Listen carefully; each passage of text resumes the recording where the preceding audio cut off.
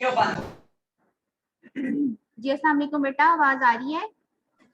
Yes ma'am. Yes ma'am. We are going to start. Last lecture में हमने SLE पढ़ा था, सिस्टेमिक ल्यूपस एरिथेमेटोसिस, और हमने एक्ने वल्गैरिस पढ़ा था। Today we are going to study about further different diseases of dermatology और integumentary system. So today we are going to study first of all hemangioma. Heme mean blood, angioma mean a tumor filled with abnormal or normal blood vessels. Angioma, tumor of the blood vessels. Hemangioma, heme mean blood and angioma mean a tumor which is filled with blood vessel, a tumor of blood vessels. So this is the meaning by word of hemangioma. ये infants में होता है ज्यादातर, ये premature infants में होता है, ये गर्ल इन्फेंट्स में होता है, और ये बर्थ मार्क हो सकता है, यानी बच्चा पैदा हुआ है तो उसको ये hemangioma जो है वो फेस पे या जो है वो स्कैल्प के ऊपर, ज्यादातर इन जगहों पे होता है, लेकिन किसी भी बॉडी पार्ट पे हो सकता है, लेकिन मोस्टली लोगों को फेस पे, स्कैल्प पे, नोज पे ये hemangioma जो है ये abnormal tumorous mass composed of blood vessels. ये अगर इसको टच करें या इसको ट्रॉमा हो जाए या इसकी ओवरलाइंग स्किन जो है वो ब्रेक डाउन हो जाए तो ये ब्लीड कर सकता है, और फिर ब्लीड कर सकता है तो इसका इन्फेक्शन हो सकता है, और इसकी जो ऊपर वाली जो स्किन है इसका ब्रेक डाउन हो जाए तो इसका फिर कॉम्प्लिकेशंस हो सकती हैं. तो it's a benign tumour, it's a self limiting disease. Baby पैदा होगा तो तब उसको ये होगा, या फिर first few months of life जो है उसमें ये होगा. ठीक है, first few months of life. 6 months जो है वो 6 मंथ्स या 1 ईयर तक ये ग्रो करेगा, और जब बेबी 1 ईयर का हो जाएगा तो ये खुद ब खुद रिग्रेस करना शुरू हो जाएगा, इसकी इन्वोल्यूशन स्टार्ट हो जाएगी, और ये without any treatment on it's on ये ठीक होना शुरू हो जाएगा और ठीक हो जाएगा. ठीक है, ये इसका नेचुरल कोर्स ऑफ डिजीज होता है. ठीक है, mostly it occurs in premature infants, mostly it occur in girl infants, और ये sometimes it run in families. ठीक है, तो ये इसके बारे में डिफरेंट बातें हैं. मसला क्या है कि अगर ये किसी ऐसी लोकेशन पे हो, फॉर एग्जांपल आई को इन्वॉल्व कर रहा है तो विजन डिस्टर्ब करेगा, नोज को इन्वॉल्व कर रहा है तो ब्रीदिंग प्रॉब्लम साथ में कर सकता है, ईयर को इन्वॉल्व कर रहा है हेयरिंग प्रॉब्लम कर सकता है, difficulty in hearing, difficulty in breathing, difficulty in visual difficulty, ये सब चीजें ये कर सकता है. और इसकी जो ऊपर वाली स्किन होती है बहुत वल्नरेबल होती है, बहुत नाजुक होती है और फ्रेजाइल होती है, तो ये अगर ब्रेक डाउन कर जाए तो इसमें से ब्लीडिंग होगी और इस जगह का इन्फेक्शन होगा, तो वो फिर डिसफिगरमेंट, ये एक कॉस्मेटिक डिसफिगरमेंट देखने में जब इस चीज की हीलिंग होगी तो जो स्कार बनेगा दैट वुड नॉट वो अच्छा नहीं नजर आएगा. ठीक है, फेशियल डिसफिगरमेंट कॉज कर सकते हैं. तो ये इसकी सारी क्लिनिकल इंपॉर्टेंस है. नोज के ऊपर होता है, ठीक है, और गर्ल्स में होता है, इन्फेंट्स में low birth weight especially prone. बेटा अपनी माइक्स ऑफ कीजिए, प्यारे बच्चों अपनी माइक्स ऑफ कीजिए. प्रीमेच्योर इन्फेंट्स में ज्यादा होता है low birth weight. Low birth weight infant किसको कहते हैं? जिसका birth weight less than 2.5 kg है. ठीक है, लो बर्थ वेट इन्फेंट हम किसको कहेंगे? whose birth weight is less than 2.5 kgs. और समटाइम्स ये फैमिलीज में रन करता है. तो it's a benign tumour. Tumour की कौन सी टाइप्स होती हैं? बिनाइन और मेलिग्नेंट. बिनाइन ट्यूमर जो life threatening, most of the cases में जो लाइफ थ्रेटनिंग नहीं होता और जो मेटास्टेसाइज नहीं करता उसको हम बिनाइन ट्यूमर कहते हैं. ठीक है, ट्यूमर का क्या मतलब होता है कि अनकंट्रोल्ड प्रोलिफरेशन या डिवीजन ऑफ द सेल्स. ऐसी सेल डिवीजन जो होती चली जा रही है और उसको बॉडी जो है हमारी वो प्रोग्राम नहीं कर पा रही, उसको रोक नहीं पा रही, और ट्यूमर ग्रोथ होती जा रही है. Abnormal and continued proliferation of any body tissue और cells, this is what is called a tumour और अ ट्यूमर मैस. तो दैट इज अच्छा. इसके अलावा ये एक एबनॉर्मल या नॉर्मल ब्लड वेसल से फिल हुआ हुआ ये छोटा सा या बड़ा ट्यूमर मैस हो सकता है. फर्स्ट वीक्स ऑफ लाइफ में हमें ये नजर आएगा और ये शुरू में बड़ी तेजी से ग्रो करेगा फर्स्ट 6 मंथ्स के लिए, और उसके बाद at the age of 1 year complete involution, इसकी ग्रोथ कंप्लीट हो जाएगी और इसकी इन्वोल्यूशन होना शुरू हो जाएगी, यानी इसकी ऑटोमेटिकली इसकी अपनी सेल डेथ होना शुरू हो जाएगी विदाउट एनी ट्रीटमेंट और without anything. So this is the natural course of this disease, natural history of this disease. तो ये बर्थ मार्क भी हो सकता है और ये bright red nodule of extra blood vessels in the skin, जैसे पीछे आपने फेस पे देखा, नोज पे देखा, स्कैल्प पे देखा कि ये प्रेजेंट हो सकता है.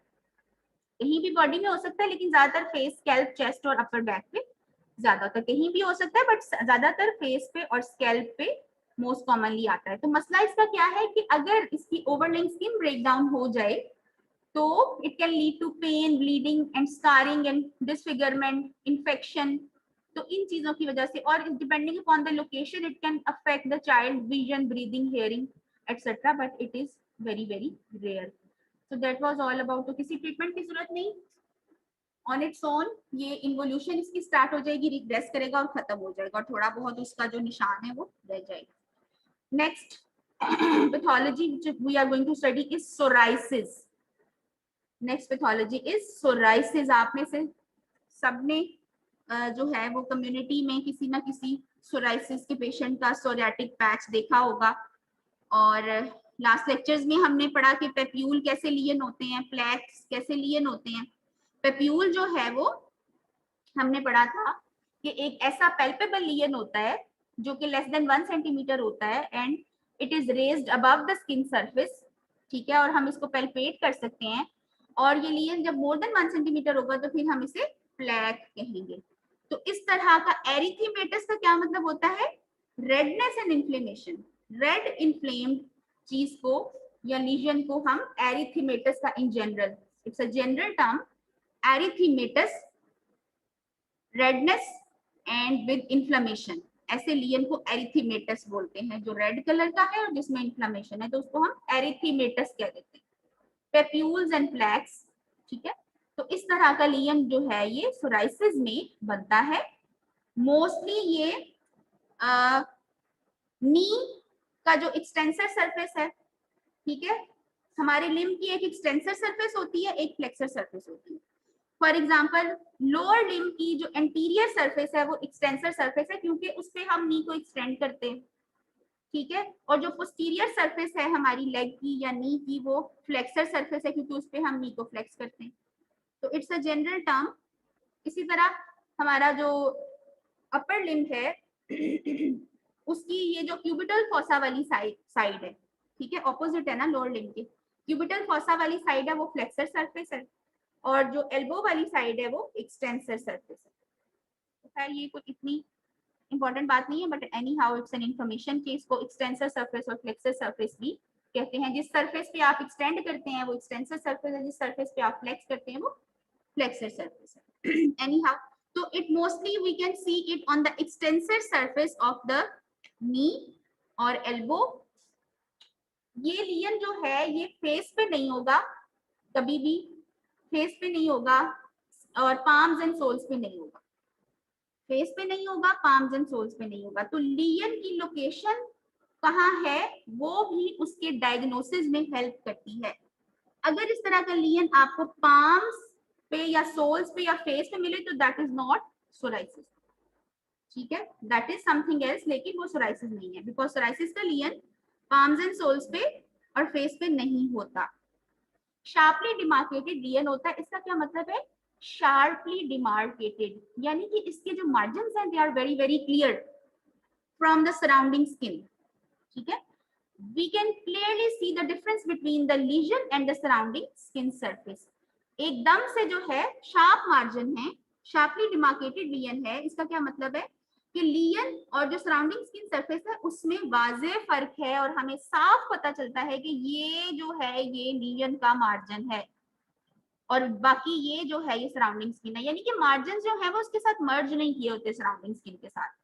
We can clearly tell that this is the lesion and this is the surrounding normal skin surface. तो ऐसे लियन को कहते हैं कि ये शार्पली डिमार्केटेड लियन है. इसकी बाउंड्रीज बहुत ऑब्वियस हैं. ठीक है, मजीद ये एक ऑटोइम्यून डिजीज है यानी कि it is due to a reaction of the body to the autoantibodies antigen antibody complexes बनते हैं और ये लियन बनता है। It is also an autoimmune disease. और बहुत सारे सोराइसिस के पेशेंट में साथ में आर्थराइटिस भी होता है, जिसको हम सोरियाटिक आर्थराइटिस बोलते हैं। इसलिए जब भी डर्मेटोलॉजिस्ट के पास सोराइसिस का पेशेंट जाएगा, वो उससे आर्थराइटिस के बारे में जरूर पूछेगा कि आपको इस तरह जोड़ों में दर्द तो नहीं होती, जोड़ों में सूजन और पेन तो नहीं होती, आर्थराइटिस की हिस्ट्री किसी एक जोड़ में या ज्यादा जो है उसमें। और आर्थराइटिस के लिए जब पेशेंट डॉक्टर के पास जाएगा तो वो अच्छा डॉक्टर उससे सोराइसिस के पैच, क्योंकि पैच बाहर हाथ पे तो नहीं पड़ा होगा ना, वो तो क्लॉथ में कवर होगा और पेशेंट को तो नहीं पता कि आर्थराइटिस हो सकता है साथ में एसोसिएटेड, कि वो खुद बताए। तो पेशेंट से आपने ये चीजें हिस्ट्री टेकिंग में पूछनी होती है। तो आर्थराइटिस का पेशेंट जब मेडिकल केयर जो है एडवाइस सीख करेगा तो उससे सोराइसिस की हिस्ट्री जरूर ली जाएगी, और सोराइसिस का पेशेंट जब डॉक्टर के पास जाएगा तो उससे आर्थराइटिस की हिस्ट्री जरूर ली जाएगी, because there can be associated psoriatic arthritis in patients of psoriasis. ठीक है, तो ये इस तरह का लियन होता है। और इसमें there is hyper proliferation and hyper keratinization of the skin. ठीक है, स्किन के जो सेल्स हैं वो डिवाइड होते चले जाते हैं, इसलिए थिक सा पैच बन जाता है। और हाइपर केराटिनाइजेशन, केराटिन प्रोटीन है पूरी बॉडी को हमारे लाइन कर रही है, उसको प्रोटेक्ट कर रही है, और केराटिनाइजेशन, केराटिन प्रोटीन उस जगह पे ज्यादा बन रही है, so there is hyper proliferation of the skin cells and hyperkeratinization of the cells as well, that would lead to the particular clinical look of psoriatic patch. Hereditary factors भी involve है इसकी इटियोलॉजी में, इसकी causation में। Summer में ये improve कर जाता है। Mostly skin diseases and allergic diseases they get worse in winter. इसकी क्या वजह है कि विंटर में स्किन की प्रोटेक्शन जो है या स्किन प्रोटेक्टिंग इफेक्ट फैक्टर्स जो हैं वो जरा ड्राइनेस हुई होती है, तो इसलिए स्किन डिजीजेस जो हैं वो विंटर मंथ्स में इन जनरल जो है वो वर्स होती हैं। तो समर में इंप्रूव करेगा, विंटर मंथ्स में वर्स करेगा। Stress, smoking, alcohol are also the aggravating factor and positive factor. इन लोगों में ये ज्यादा देखने में आता है। पाम्स एंड सोल्स पे ये लियन नहीं होगा। उसके अलावा एल्बो, नी, स्कैल्प, नेल्स, इन जगहों पे देखने को मिल सकता है। Front surface of the leg पे मिलेगा या एल्बो पे मिलेगा। इसके अलावा स्कैल्प पे मिल सकता है। और पाम्स एंड सोल्स को और फेस को हमेशा स्पेयर करेगा। ठीक है, जो लोग स्मोक करते हैं उनमें ज्यादा चांस है कि हमें सोराइसिस नजर आ सकता है as compare to non smokers. कोई डेफिनेटिव ट्रीटमेंट नहीं है और लॉन्ग टर्म ये चलता है, थ्योरेटिकल ट्रीटमेंट और नए से नए ट्रीटमेंट इसके आते चले जाते हैं, बट आज की डेट तक इसका कोई डेफिनेटिव और क्यूरेटिव ट्रीटमेंट कि इसको हम लगाएं और ये ठीक हो जाए, ऐसा नहीं है। एक और चीज जो मैं मेंशन करना मुझे याद नहीं रहा, इसका पर्टिकुलर क्लिनिकल फीचर है सिल्वरी स्केलिंग। सिल्वरी स्केलिंग, जैसे कि ये आपने लियन पे देख रहे हैं, व्हाइटिश आपको अपीयरेंस नजर आ रही है। ठीक है, सिल्वर कलर के स्केल्स उतरते हैं इस लियन से, तो हम उसको कहते हैं silvery scaling. That is a typical clinical feature of psoriasis. तो इसमें सिल्वरी स्केलिंग होती है। कुछ मेडिसिन के साथ इसका रिलेशनशिप देखने में आया है कि people who use lithium NSAIDs, angiotensin converting enzyme inhibitors and tetracyclines which are the big class of antibiotics, तो ये मेडिसिन जो लोग इस्तेमाल करते हैं उनमें ये ट्रिगर हो जाता है। Trauma, stress, infection, smoking, obesity और अल्कोहल कंजम्पशन ज्यादा, तो ये सारी चीजें जो है ये इसकी इटियोलॉजी में देखी गई है कि इन लोगों में ये ज्यादा होता है। डेफिनेटिव ट्रीटमेंट नहीं है, इसलिए हमने क्या चीजें यूज करनी है जो इन्फ्लेमेशन को कम करती है। जैसे कि शुरू में मैंने आपको बताया कि ये हाइपर केराटिनाइजेशन है, हाइपर प्रोलिफरेशन है। एरिथेमेटस का क्या मतलब? Inflammation and swelling. Reddish lesion जिसमें इन्फ्लेमेशन है, स्वेलिंग है, उसको हम एरिथेमेटस बोलेंगे। तो इन्फ्लेमेशन है तो उसको ही हमने टारगेट करना है। Salicylic acid anti inflammatory, corticosteroid strong anti inflammatory and strong immunosuppressant. तो जहां ऑटो इम्यूनिटी आएगी कॉर्टिकोस्टेरॉइड लेंगे, जहां इन्फ्लेमेशन आएगी कॉर्टिकोस्टेरॉइड लेंगे। विटामिन डी, और इसके अलावा मॉइस्चराइजर जो है वो कोल टार, एंथ्रालीन, ये डिफरेंट लोगों में यूज की जाती हैं विद वेरिंग इफेक्ट्स। तो डिजीज उसी तरह से है जैसे SLE की थी कि फ्लेयर आया हुआ है और फिर रिमिशन आई हुई है। किसी वक्त ये लियन जो है वो, जैसे हमने पीछे पढ़ा कि इट इम्प्रूव्स इन समर्स, और विंटर मंथ्स में ये लियन जो है ये एग्रेसिव हुआ हुआ होता है, बड़ा हुआ है, ज्यादा रेड हुआ है, और फ्लूइड कंटेनिंग वेसिकल्स बने हुए हैं उसके ऊपर, और ज्यादा इची है, एटसेट्रा एटसेट्रा। तो ये भी ऐसी डिजीज है जिसमें लियन जो है वो किसी पॉइंट ऑफ टाइम पे, किसी टाइम ये ज्यादा disease activity is high and the lesion is very very prominent and problematic, और उसके बाद कुछ अरसे में ये लियन जो है ये काफी डोरमेंट हो जाएगा under the action of treatment और under natural course of disease. तो ये काफी जो है लियन देखने में छोटा हो जाएगा लेकिन रहेगा उधर ही, ठीक है। तो ये कुछ प्रपोज ट्रीटमेंट्स हैं जो कि की जाती हैं, और moisturisers are always very very important in all kind of skin diseases, तो इसमें भी इंपॉर्टेंट है। विटिलाइगो और एल्बिनिज्म दो डिजीजेस हैं जिसमें कि melanocytes, pigment producing cells in our skin, जो कि मेलानिन प्रोड्यूस करते हैं, उनको हम क्या कहते हैं, मेलानोसाइट्स। उनका प्रॉब्लम है, उनकी डिजीज है। कौन सी दो डिजीज है? Vitiligo and albinism. मिलती जुलती डिजीज है लेकिन इनमें बहुत ज्यादा डिफरेंस है। एनी हाउ, विटिलाइगो में क्या होता है, एडल्ट्स में होती है, बड़े लोगों में होती है। Genetic factors are involved but it's not a genetic disease, it's not a it's a genetic disease, genetic factors are involved but it's not a congenital disease, by birth नहीं होती, adults में होती है, ठीक है। hereditary factors are involved, genetic factors are involved in the causation of vitiligo but adults में होती है। congenitally जब बेबी पैदा होता है उस टाइम ये नहीं होता, जबकि albinism is a congenital disease, जब बच्चा पैदा होगा तो वो एल्बिनो होगा इन केस ऑफ एल्बिनिज्म। वो हम आगे पढ़ते हैं। सो विटिलाइगो एडल्ट्स में होती है, ऑटो इम्यून डिजीज है, उसी तरह auto antibodies are responsible for its manifestations and causation. Loss of melanocyte, एक पर्टिकुलर एरिया जो स्किन का है वहां पे मेलानोसाइट्स जो हैं वो काम करना बंद कर देंगे, तो मेलानोसाइट नहीं बनाना था मेलानिन पिगमेंट, तो वो नहीं बनाएंगे, और वहां पे स्किन जो है वो डीपिगमेंटेड या as compare to surrounding skin वो वाइट नजर आएगी, जैसा कि ये आप फिगर में देख रहे हैं। तो इन जगहों पे मेलानिन नहीं बन रहा, इस वजह से as compare to the surrounding skin ये जो व्हीटिश कॉम्प्लेक्शन है, यहाँ पे मेलानिन है तो इसका ऐसा कॉम्प्लेक्शन है, यहाँ पे मेलानिन नहीं है तो इसका ये व्हाइट कॉम्प्लेक्शन है। ये पैचेस, और कहीं पे भी बॉडी में, और 1 to 2% ऑफ ओवरऑल सारे ग्लोब पे दुनिया में पूरी में 1 से 2% लोगों को ये है, और ये लाइफ थ्रेटनिंग तो नहीं है। It causes some eye problems, जो कि हम आगे पढ़ते हैं कि आई में ये स्ट्रेबिस्मस करता है, महंगापन करता है, if the eyes are involve. Retina को अगर ये इन्वॉल्व करे, वहां पे भी पिगमेंट नहीं हो, तो it would lead to problems related to vision and eye problems.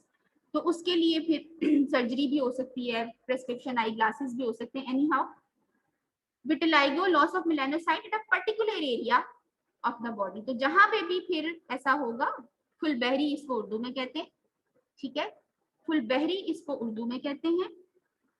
और एक बहुत इंपॉर्टेंट बात जो यहाँ पे मेंशन करनी चाहिए वो ये कि it can be associated with Graves disease, जो कि है hyperthyroidism, increase levels of thyroid hormones, T3 T4 के लेवल्स हाई होंगे।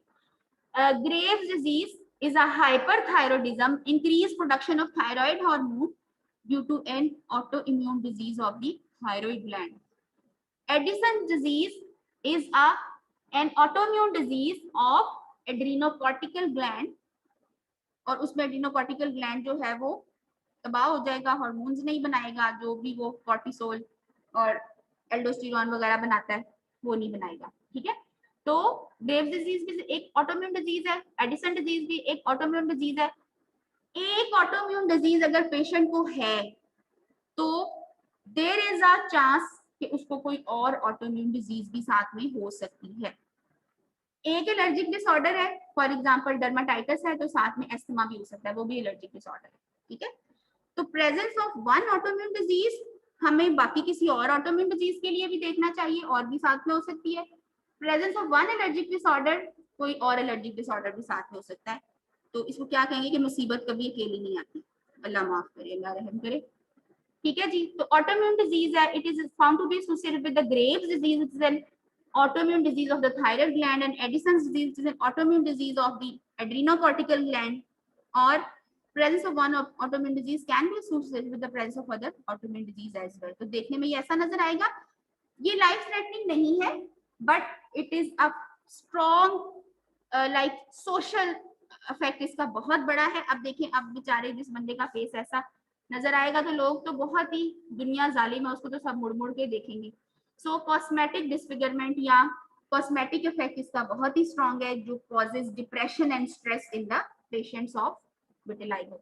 और जिसको थोड़ा बहुत होता है उसका तो बेचारा वो किसी ना किसी तरह से उसको कुछ लगा के कवर कर लेते हैं, लेकिन जिसका ज्यादा होता है वो फिर परेशान होता है, बंदा डिप्रेशन का शिकार हो जाता है। और जिस एरिया में ये सोराइटिक ये विटिलिगो का पैच होगा उसमें जो हेयर आ रहे हैं वो भी वाइट होंगे। वो भी एक तो एज के साथ वाइट होते हैं ना बाल, लेकिन जिस पेशेंट को विटिलिगो होगा वो जहाँ पे उसका पैच होगा उसमें जो हेयर आ रहे हैं वो भी वाइट होंगे। तो अगर आई लैशेज आ रही हैं, आईब्रोज आ रही हैं, या कोई हेयर का मतलब हेड हेयर जो होते हैं, स्कैल्प के जो हमारे हेयर होते हैं, वहां का कोई पोर्शन आ रहा है तो उतना पोर्शन जो है वो ग्रे हेयर होंगे। ठीक है। Equal rates in main and women, कोई जेंडर प्रीडिस्पोजिशन नहीं है, कोई जियोग्राफिकल डिस्ट्रीब्यूशन नहीं है, सारी दुनिया में एक ही ratio 1 to 2% of the population in all the races will be is affected. ठीक है। मेलानोसाइट्स जो हैं they are destroyed due to an autoimmune disease या autoimmune process. Due to autoantibodies the melanocytes are destroyed in adults so that melanin no more produced and affected area of the skin will be white. इसके अलावा patchy loss of skin colour तो हमने discuss किया कि इसमें होगा। इसके अलावा प्रीमेच्योर व्हाइटनिंग और ग्रेइंग ऑफ द हेयर, जहां के भी हेयर इन्वॉल्व है, आई लैशेज हैं, आईब्रोज हैं, बियर्ड है, स्कैल्प है, जहां के भी हेयर इस पैच के अंदर आ रहे हैं they will also be white और grey. Loss of colour in the tissues that line the inside of the mouth and nose, तो नेजल म्यूकस मेम्ब्रेन और ओरल कैविटी की म्यूकस मेम्ब्रेन को भी ये अफेक्ट कर सकता है, ना सिर्फ स्किन को बल्कि हमारी जो म्यूकस मेम्ब्रेन्स है वो भी डीपिगमेंटेड हो सकती हैं, इसमें इन्वॉल्व हो सकती हैं। और इसके अलावा रेटिना का पिगमेंट लॉस हो सकता है। ठीक है। हेरिडिटरी फैक्टर्स आर इन्वॉल्व, तो हेरिडिटरी फैक्टर्स तो हैं, फैमिली हिस्ट्री हो सकती है, हेरिडिटरी फैक्टर्स में भी इन्वॉल्व, जेनेटिक प्रीडिस्पोजिशन होती है, लेकिन ट्रिगर कब होगा, सामने कब आएगा, due to the sunburn, stress और एक्सपोजर टू इंडस्ट्रियल केमिकल्स। ये कुछ चीजें देखने में आई हैं कि इन फैक्टर्स के वजह से पहली दफा ये प्रेजेंट करता है। ठीक है। सोशल और साइकोलॉजिकल डिस्ट्रेस पेशेंट को बहुत ज्यादा होते हैं, as we have already discussed. Sunburn and skin, melanin नहीं है, यूवी लाइट से प्रोटेक्ट नहीं कर सकते, मतलब जिस भी एरिया में मेलानिन प्रोड्यूस नहीं होता that area is more vulnerable to UV rays which are present in the sunlight. तो सनब्लॉक लगाना is very very important to avoid skin cancer. Eye problems हैं, आइरिस में मैंने आपसे कहा कि रेटिना का कलर नहीं होगा, आइरिस में आपको पता है पिगमेंट होता है वो नहीं होगा, तो आइराइटिस। ठीक है। और विजन प्रॉब्लम्स ये कर सकता है, हेयरिंग लॉस इसके साथ एसोसिएटेड पाया गया है। ठीक है। तो ये कुछ चीजें हैं, कोई डेफिनेटिव ट्रीटमेंट नहीं है। Steroids are strong anti inflammatory, autoimmunity को जो है वो कवर करते हैं, इसलिए अल्ट्रावायलेट लाइट और स्टेरॉइड्स जो है इन कॉम्बिनेशन भी और अलग-अलग भी जो है इसके ट्रीटमेंट में इस्तेमाल किए गए हैं। नेक्स्ट हमारी जो डिजीज हम पढ़ने जा रहे हैं वो है eczematous dermatitis. Derma mean skin, titis mean inflammation. So dermatitis mean inflammation of the skin. Atopic mean due to allergy. हमारे खाने में या हमारी रोजमर्रा रूटीन लाइफ में, हमारे एनवायरनमेंट में, ठीक है, कुछ ऐसी चीज है जिसको कि हम एलर्जिक है।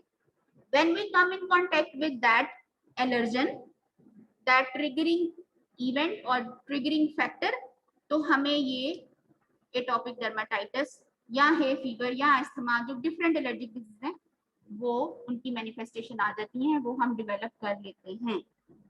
एलर्जन, तो एलर्जन को पहचानना है कि खाने में या एनवायरनमेंट में, व्हाटएवर हमारी डेली रूटीन लाइफ में कौन सा हमारा एलर्जन है, तो उसको अवॉइड करेंगे तो एटोपिक डर्मेटाइटिस की कॉम्प्लिकेशंस और फ्लेयर्स जो है वो कम होंगे। ठीक है, तो इट्स अ कंडीशन। अच्छा, और ये बहुत ज्यादा रेडनेस, और जब खास तौर पे ये इसका फ्लेयर आया होता है तो ये बहुत रेड होता है और इची, खारिश बहुत ज्यादा होती है इसमें, और विजिकल्स होते हैं जिनसे फ्लूइड लीक करता है, और ये मोस्टली ये बचपन में ही जो है वो होना शुरू हो जाता है, जो है प्रेजेंट करता है चिल्ड्रन में, बट ओल्ड एज में या एडल्ट्स में भी करता है, लेकिन मोस्टली ये बच्चों में ही नजर आ जाता है, बच्चों में ही प्रेजेंट कर जाता है अर्ली एज में। ठीक है, क्रॉनिक डिजीज है, एक दफा हो गई जान नहीं छूटेगी, जैसे हमने पिछली डिजीज पढ़ी बिल्कुल उसी तरह, and tends to flare periodically. एक टाइम आएगा disease activity will be high, बहुत प्रोमिनेंट डर्माटाइटिस का पैच नजर आ रहा होगा, और एक टाइम आएगा कि लगेगा कि पेशेंट को डर्माटाइटिस का वो बिल्कुल जो है वो इतना वाजे लियन नहीं होगा, lesion will be much dormant and regress हुआ हुआ लियन होगा, फिर जब एलर्जन को एक्सपोजर होगा तो फिर उसका फ्लेयर आ सकता है। ठीक है, it may be accompanied by asthma और hay fever। एक एलर्जिक डिसऑर्डर दूसरी भी हो सकती है, एक ऑटोइम्यून डिसऑर्डर मजीद भी हो सकती है। सो periodically there will be flare of the disease, the inflammation of the skin will get worse at a certain period of time, तो उसको हम कहेंगे disease activity will be high, हम कहेंगे flare आएगा, when the disease activity will be very low हम कहेंगे कि remission का पीरियड है। बहुत खारिश होती है इसके ऊपर, पेशेंट स्क्रैच करता है, स्क्रैच करने से हिस्टामीन रिलीज होती है, हिस्टामीन से और खारिश होती है, पेशेंट और स्क्रैच करता है, ट्रॉमा टू द स्किन करता है, और विशियस, बहुत बुरा, विशियस का क्या मतलब होता है, बहुत बुरा, इच स्क्रैच साइकिल, यानी खारिश करेंगे और खारिश होगी, खारिश करेंगे, जितनी खारिश करेंगे और खारिश होगी, तो ये विशियस सर्कल स्टार्ट हो जाता है। खास तौर पे रात को पेशेंट इससे बहुत परेशान होता है, तो इसलिए एंजियोलिटिक्स और नींद की दवाई थोड़ी बहुत और एंटीहिस्टामीन्स लोकल एंड ओरल दिए जाते हैं टू अवॉइड सच प्रॉब्लम। ऐसे पेशेंट्स को कहा जाता है कि वो अपने नाखून काटें, बच्चा है तो उसके नाखून काट के रखे जाते हैं, क्योंकि नाखूनों से स्क्रैच करने से ज्यादा ट्रॉमा होगा, नाखून कटे भी होंगे तो कम ट्रॉमा होगा, सिंपल सी बात है। ठीक है, इचिंग में be aggravated by cold weather, frequent bathing, तो गर्म पानी से अगर इसका पेशेंट नहाएगा तो उसकी जो एलर्जी है स्किन की वो मजीद वर्स होने का डर है, इसलिए हॉट वाटर नहीं वार्म वाटर यूज करना चाहिए। इसके अलावा कपड़ों में वूल से एलर्जिक हो सकता है, कोई डिटर्जेंट से जो सोप अच्छा नहीं यूज करे, सो ऐसा पेशेंट कैसा सोप यूज करेगा, सिंपल सोप जिसमें ना होने के बराबर केमिकल्स हो, फॉर एग्जांपल बेबी सोप में कम होती है, तो अगर किसी को ऐसा है तो वो जॉनसन बेबी सोप यूज कर सकते हैं, या कोई भी ऐसा सोप जिसमें आप समझते हैं कि केमिकल्स नहीं है, खुशबूयात नहीं है, ठीक है, परफ्यूम्स नहीं है, तो वो बेहतर है। Soap and stress, so these are the aggravating factors जिनको हमने अवॉइड करना है, एलर्जन को पहचानना है और एलर्जन से जो है हमने अवॉइड करना है। Very widely from person to person, sign and symptoms के किस तरह से प्रेजेंट करता है, स्किन को बहुत ड्राई करेगा, बहुत इचिंग होगी, बहुत खारिश होगी, बहुत ज्यादा भी हो सकती है स्पेशली एट नाइट जैसे हमने पहले डिस्कस किया, और इसका पैच कहीं पे भी बॉडी में देखने में आ सकता है, कहीं पे भी देखने में आ सकता है, इन्फेंट्स में भी हो सकता है डर्मेटाइटिस, जैसे कि डायपर रैश तो सबने देखा है, लेकिन वो तो कॉन्टेक्ट डर्मेटाइटिस होता है, ये क्या है allergic dermatitis, atopic dermatitis. Diaper rash जो है वो क्या उसमें आता है, कॉन्टेक्ट डर्मेटाइटिस। और किस तरह का लियन होता है, स्मॉल रेज्ड पेप्यूल्स या वेसिकल्स विच में leak fluid and crust over. अब तक आपको वेसिकल्स, पेप्यूल्स, क्रस्ट इन सब के मतलब पता होंगे, ये आपके फर्स्ट लेक्चर में ये सारी डेफिनेशंस आपने पढ़ी थी। और थिकन, जाहिर है स्किन को बार बार ट्रॉमा होगा, स्किन बार बार जो है वो हाइपर प्रोलिफरेट करेगी, तो थिकन स्किन होगी, क्रैक्ड होगी, क्योंकि स्किन हेल्दी नहीं है, स्केल्स उतरेंगे, क्रस्ट उतरेंगे। ठीक है, तो these all problems will be faced by the patient of allergic dermatitis. Moisturise तो वैसे भी सबने करना है, और ये जो पेशेंट है ये तो एटलीस्ट ट्वाइस अ डे जरूर करें।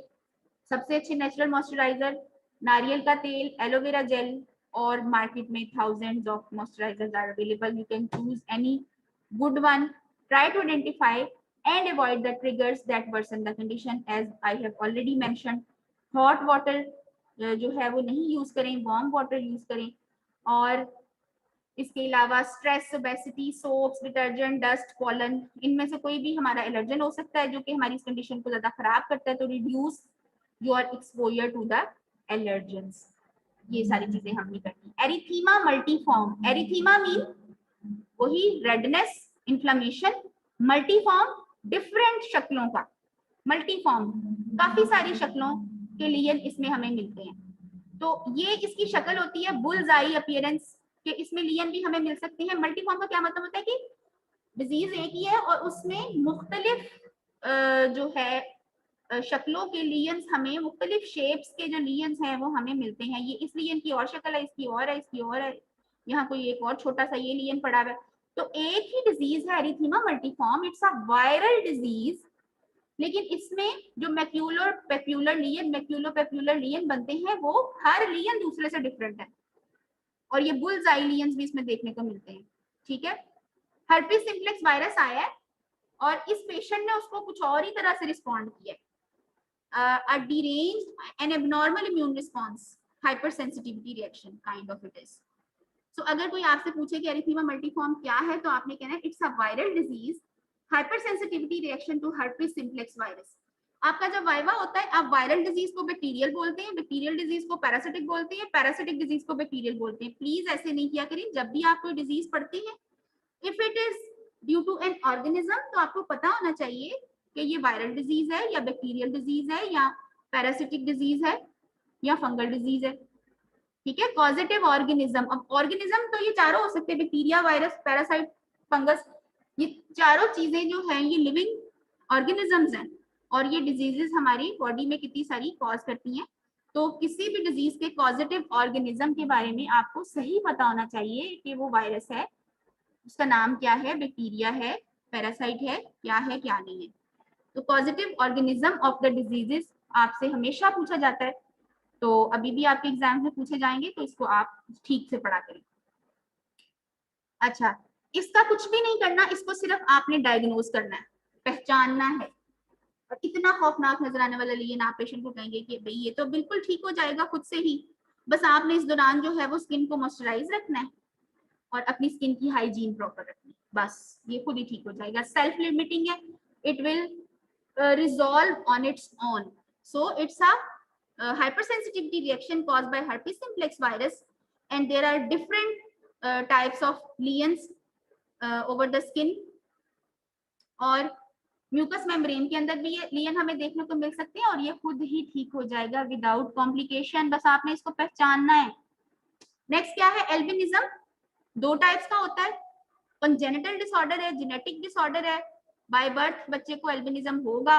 दो टाइप्स हैं, ऑक्यूलर जिसमें सिर्फ आई इन्वॉल्व होती है और ऑक्यूलर कुटेनियस जिसमें आई भी इन्वॉल्व होती है और बाकी पूरी बॉडी की स्किन भी इन्वॉल्व होती है.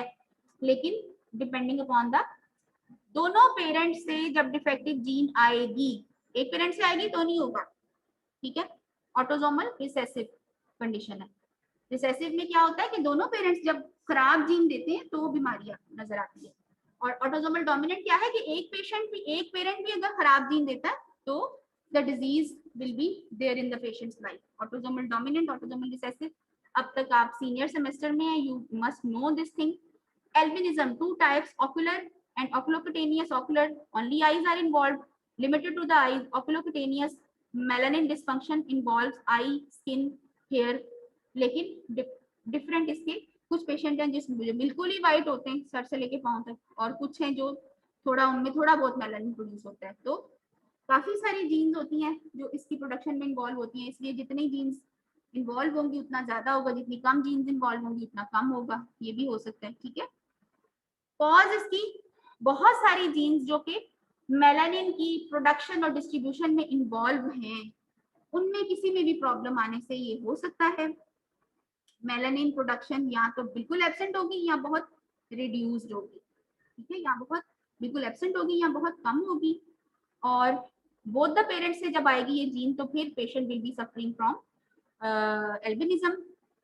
सिम्टम्स इसके क्या होते हैं? Obviously absence of skin colour, hair colour, eye colour, कहीं पिगमेंट हर जगह पे इफेक्टेड होगा, या बिल्कुल एब्सेंट होगा या बहुत कम होगा। Brighter then normal colour. Ma'am ये ऑटोसोमल रिसेसिव है।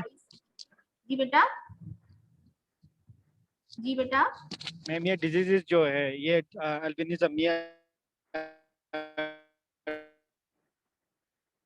आवाज गायब हो गई आपकी बीच में से।